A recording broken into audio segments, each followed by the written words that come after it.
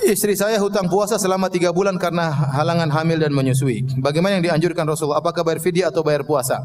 Ini khilaf yang kuat di kalangan para ulama tentang wanita menyusui atau wanita yang hamil. Apakah dia mengqadha bayar puasa ataukah dia bayar fidyah?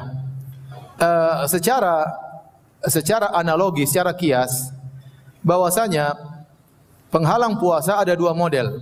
Ada penghalang puasa yang tidak bisa hilang, ada penghalang puasa yang bisa uzur yang bisa hilang. Uzur yang tidak bisa hilang misalnya tua. Orang sudah tua, maka uzur ini enggak mungkin hilang, enggak mungkin dia muda lagi. Maka dia bayar fidyah karena enggak mungkin disuruh qadha karena uzur tersebut tidak bisa hilang. Demikian juga orang yang sakit, yang sakitnya sangat sulit diharapkan kesembuhannya, kemungkinannya kecil. Maka kita jangan bilang tunggu kamu sembuh lagi. Karena uzur ini susah untuk hilang, maka kita suruh bayar fidyah. Dan ada uzur-uzur yang hilang, contoh sakit, contoh safar. Ini uzur yang tidak seterusnya. Orang safar suatu hari tidak safar, orang sakit suatu hari sembuh, wanita haid suatu hari tidak haid. Nah, uzur-uzur yang bisa hilang ini maka tidak boleh bayar fidyah, tapi harus dengan apa? Mengqadha. Nah, kalau kita tinjau dari sisi menyusui dan hamil, ini termasuk dari uzur yang bisa hilang. Oleh karenanya jumhur ulama berpendapat wanita yang hamil dan menyusui harus mengqadha. Namun yang menjadi masalah ada sebagian fatwa dari sahabat, dari Anas bin Malik dan Ibnu Abbas ya atau Ibnu Umar ya. Mereka berfatwa bahwasanya wanita hamil dan menyusui cukup mengqadha, cukup membayar apa? Fidyah. Maka saya katakan agar kita keluar dari khilaf, kalau kita bayar dengan mengqadha tidak ada yang mengatakan tidak sah. Tapi kalau kita bayar dengan fidyah masih ada yang mengatakan tidak sah. Oleh karena saya katakan wanita yang tidak puasa karena hamil dan menyusui, kalau dia bisa mengqadha dia mengqadha, tapi kalau dia enggak mampu maka dia bayar apa? Fidyah. Dia bayar fidyah karena itulah fatwa dari Anas bin Malik atau dari 2 orang sahabat dan kita tidak mengenal ada sahabat yang mengingkari. Wallahu a'lam bishawab.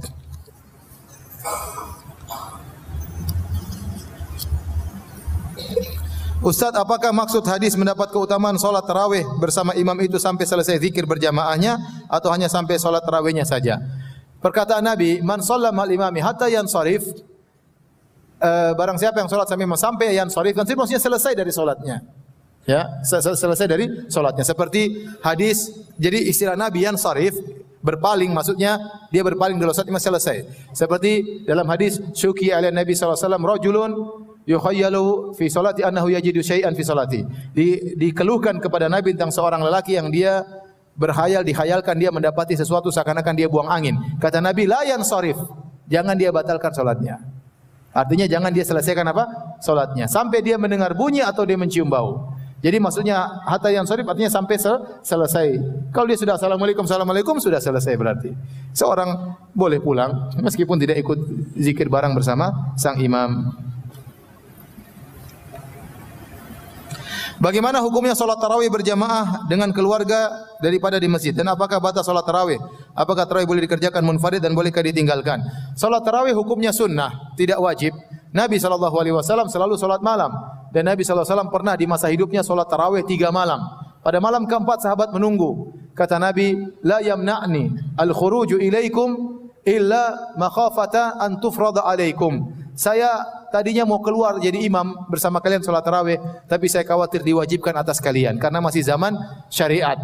Karena kalau Nabi sudah melanggankan suatu amalan bisa jadi diwajibkan oleh Allah, sehingga Nabi tidak keluar tarawih lagi, beliau cuma tarawih 3 hari. Namun setelah Nabi meninggal dunia, maka hukum sudah tetap tarawih tidak wajib.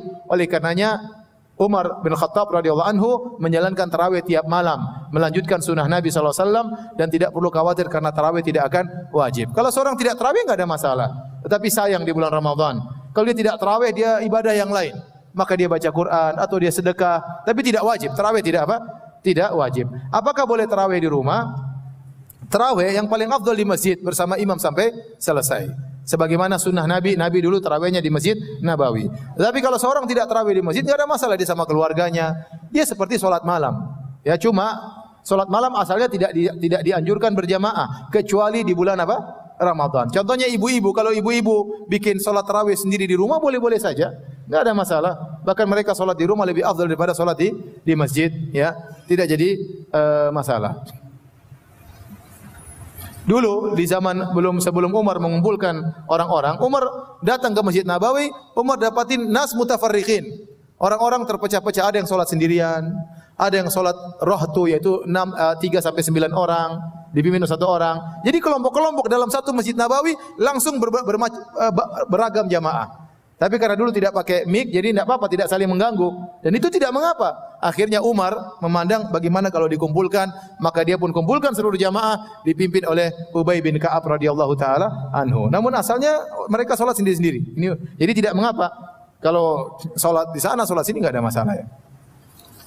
Tapi sekarang sudah ada masjid, sudah kekompakan kaum muslimin sekarang satu masjid, ya sudah, jangan bikin berjamaah bermacam-macam, khawatirnya terjadi keributan.